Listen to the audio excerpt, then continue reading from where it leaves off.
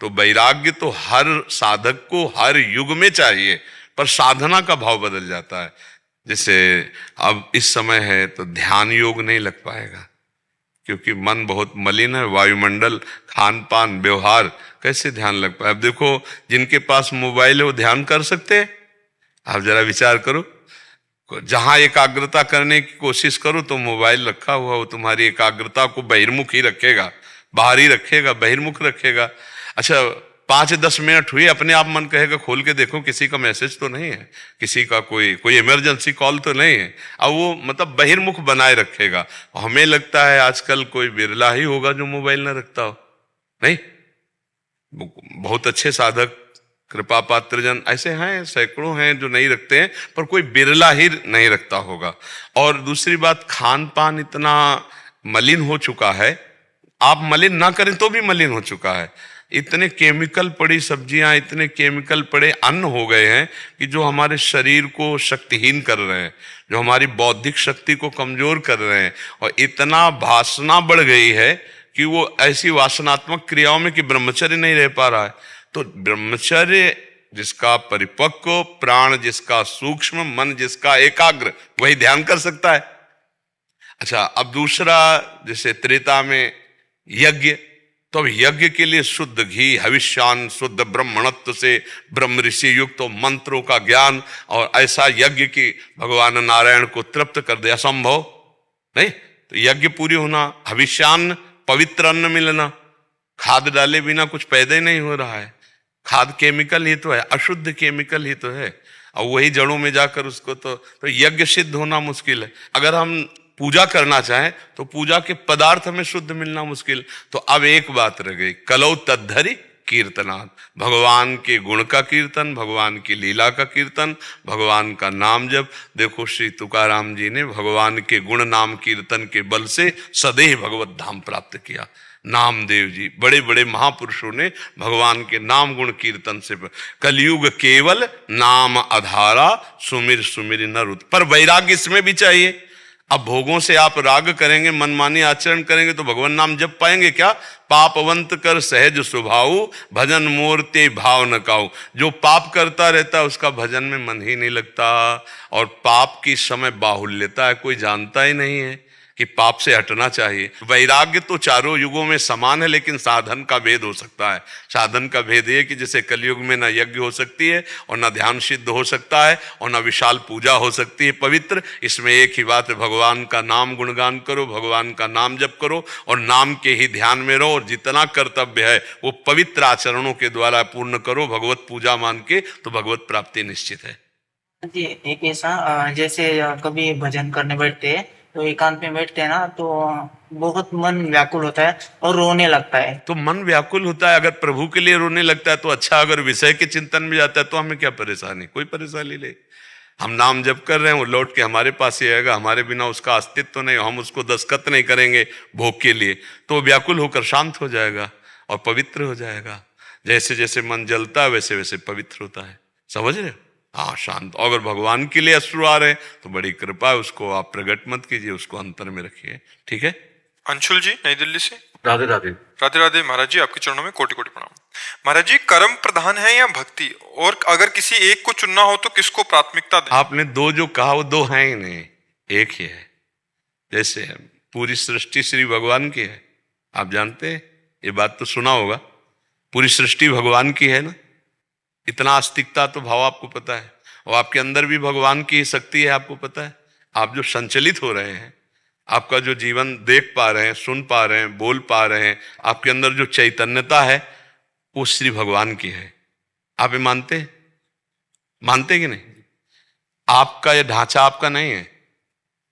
आप तो अपना, अगर आपको कहा जाए कि आप कौन हैं तो आपके ध्यान में यही आएगा, ढांचा, और ये आप है नहीं। इतना भी मानते हैं आप तो यही मानते हैं कि मैं यही हूं, मानते हैं ना। फिर भी इसके अंदर भगवान की शक्ति है, ऐसा तो सुना होगा, जाना होगा, कुछ न कुछ तो भाव इसका है ही है। इसके अंदर आप हैं, और आप कौन हैं? भगवान की शक्ति है, भगवान के अंश है। ये आप मानते हैं? ठीक है। पूरी सृष्टि भगवान की और आप भगवान के, तो अब जो कर्म होंगे वो किसके लिए होंगे? भगवान के लिए होंगे। यही बात तुमको दिमाग में अपने बैठा लेनी, तो हर कर्म भगवान की पूजा हो जाएगी। हर कर्म भगवान भगवान कह रहे ये तो सर्वाणि कर्माणि मयि सन्न्यस्य मत्पराः, जो मेरे परायण होकर मेरे को सारे कर्म समर्पित कर देते हैं तो वो भक्ति बन जाता है, वो भगवान की प्राप्ति का हेतु बन जाता है। आप व्यापार कर रहे हो, आप किसानी कर रहे हो, आप नौकरी कर रहे हो, लेकिन श्री भगवान के लिए कर रहे हो और धर्म पूर्वक कर रहे हो। जब श्री भगवान के लिए हम जैसे रसोई बनाते हैं तो बड़ी पवित्रता रखते हैं ना, ऐसे हम पवित्र कर्म करेंगे। हम अधिकारी हैं तो धर्म पूर्वक चलेंगे, अधर्म का पैसा नहीं लेंगे और किसी के प्रभाव से हम अधर्म का कार्य नहीं करेंगे। वही कर्म पूजा बन गया।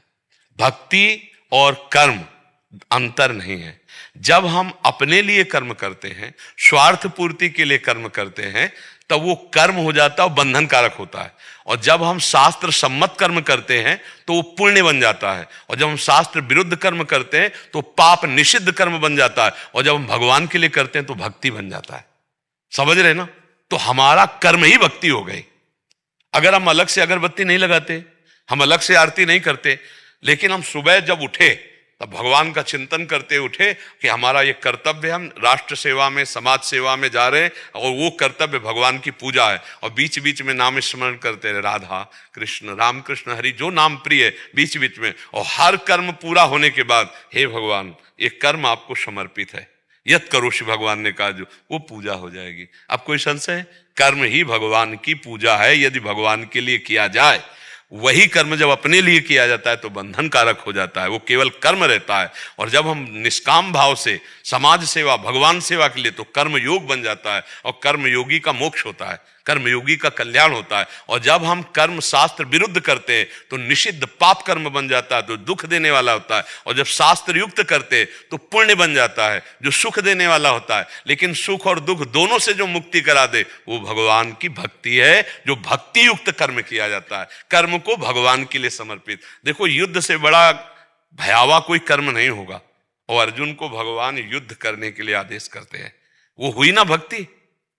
भगवान से अर्जुन जी कह रहे हैं कि मैं सन्यास लेकर भजन करके भीख मांग कर खाऊंगा। भगवान कह रहे नहीं, प्रत्यंचा चढ़ा और युद्ध कर।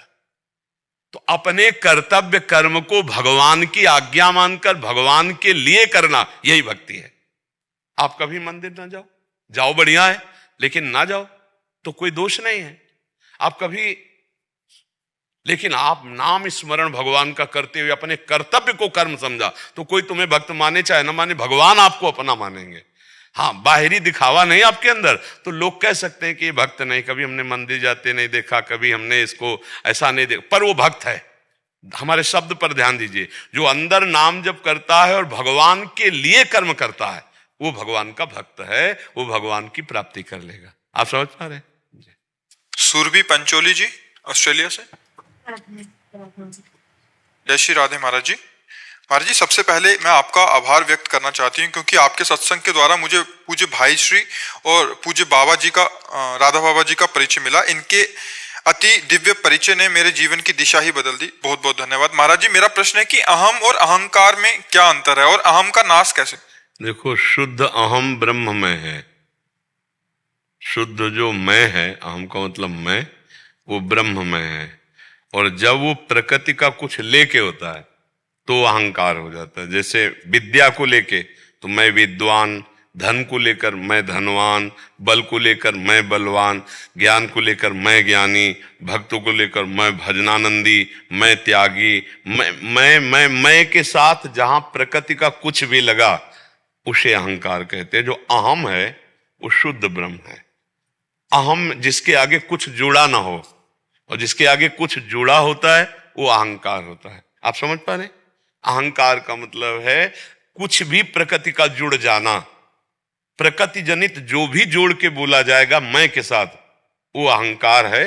और शुद्ध मैं जो, जिसके आगे कुछ जुड़ा नहीं है, वो भगवान है, वो ब्रह्म स्वरूप है। मैं ही मैं था, मैं ही मैं रहूंगा, मैं ही मैं हूं, ऐसा भगवान श्री कृष्ण। तो मैं ब्रह्म है, अहम ब्रह्मास्मि, अहम ब्रह्म है। तो मैं के साथ जो जुड़ गया वो अहंकार कहलाता है। कविंद्र सिंह जी, राधे राधे।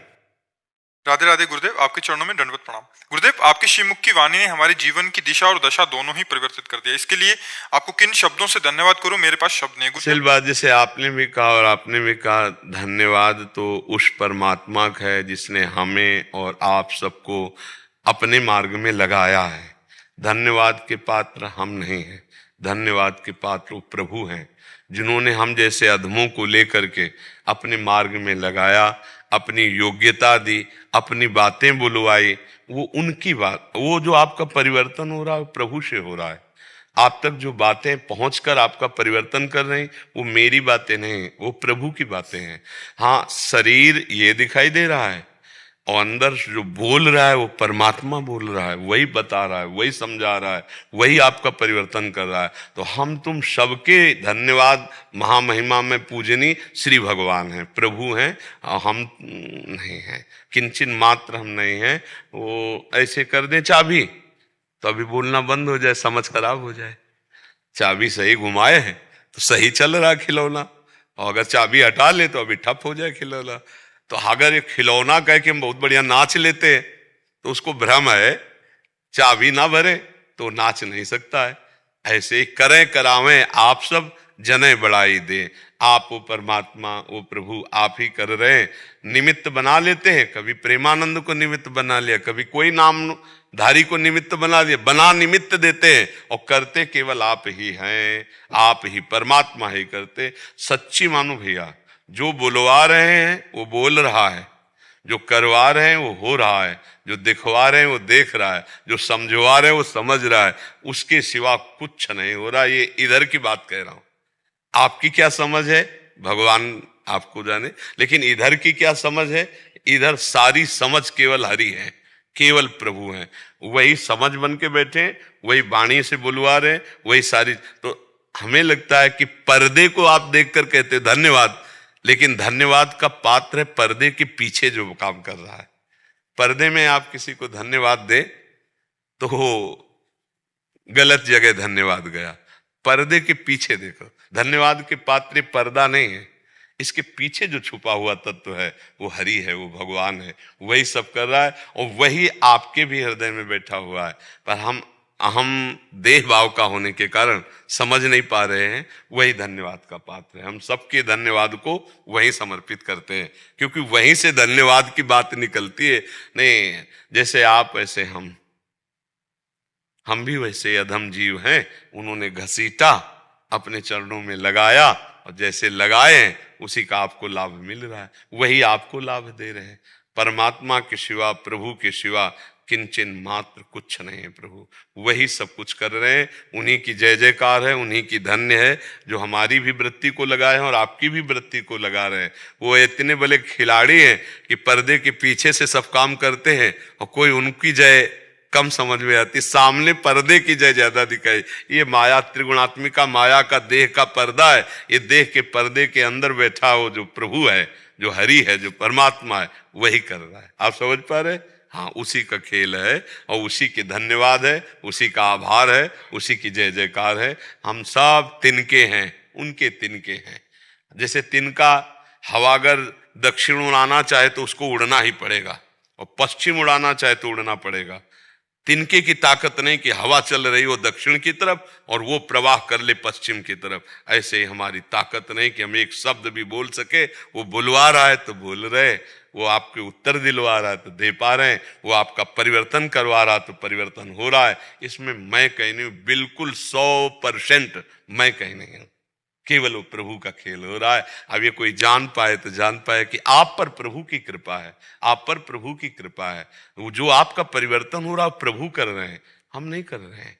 आप नहीं कर पा रहे अपना परिवर्तन, प्रभु आपसे करवा रहे हैं। तो ऐसे शरण होते चले जाओ तो निहाल हो जाओगे।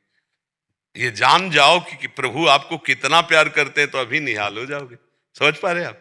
गुरुदेव, आप कहते हैं कि किसी एक नाम को पकड़ो और उसका निरंतर नाम जप करो, परंतु गुरुदेव जिन संत भगवान के प्रभाव में आकर 2022 में मेरी भक्ति में रुचि बढ़ी, वो संत भगवान सीताराम हनुमान नाम का गायन बहुत करते थे। तब से मैं भी सीताराम हनुमान नाम का जप करता। परंतु गुरुदेव पिछले 8-10 महीनों से जब से आपके श्रीमुख से नाम जप की महिमा सुनी है, तब से ज्यादा नाम जप करने की कोशिश करता हूँ।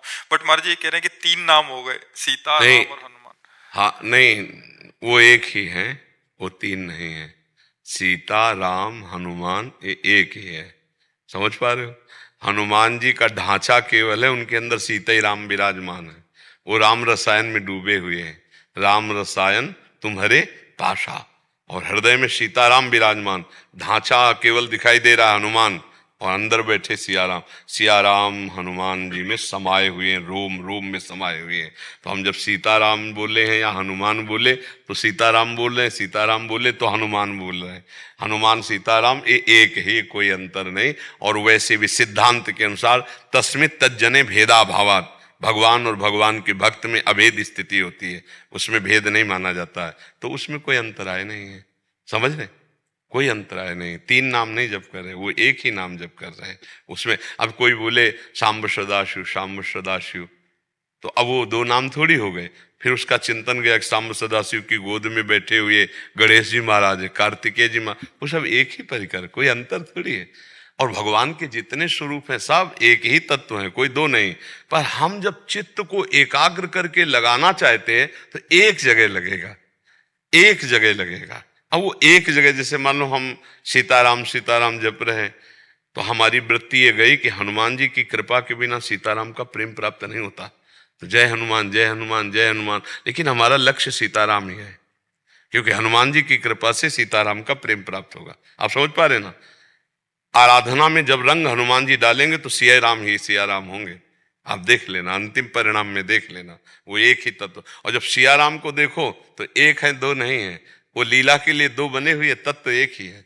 जो सिया जो है वही राम जी, जो राम जी है वही सिया जी, सिया राम कहने को दो हैं, एक ही है, एक ही है, ऐसा। तो जब हम जाते हैं तत्व दर्शन में तो एक, और एक में ही अनेक को, अनेक को एक में जो देखता है वही सच्चा ज्ञानी है। एक में ही अनेकों को और अनेकों को एक में देखता है, वही सच्चा ज्ञानी है। समझ पा रहे आप जी? स्नेहलता जी राजस्थान से। राधा वल्लभ श्री हरिवंश महाराज जी। महाराज जी, जब भी कोई मेरी निंदा करता है तब मैं आपके कहे अनुसार उसे कुछ नहीं कहती, उसके साथ सामान्य व्यवहार करती हूँ। किंतु जब भी वो इंसान सामने आता है मुझे वो सब बातें याद आ जाती हैं, और इस तरह मैं चाह के भी उसे दिल से माफ नहीं कर पा रही। हाँ, वैसे निंदा करने वाला बहुत बढ़िया मित्र है, साधु निंदक मित्र हमारा। देखो, हमें भारी चोट पहुंचे, शरीर में पीड़ा महीनों सहनी पड़े, वो अच्छा कि एक आदमी निंदा करके वो सारे पाप नष्ट कर दे बिना भोगे। कितना बढ़िया वो आदमी है। जो हमारी निंदा करता है वो हमारे अशुभों को, प्रारब्ध को नष्ट करता है। अगर हम ये बात देखें तो हमें निंदक को प्रणाम करना चाहिए। पर महाराज जी, जैसे वो सामने आता ना, तो वो बात, तो चूंकि आप समझ नहीं पा रहे हो, इसीलिए आपको दिमाग में बैठ गया कि हमारा निंदा करने वाला, हमको दुख देने वाला है, हमारा बुरा चाहने वाला है।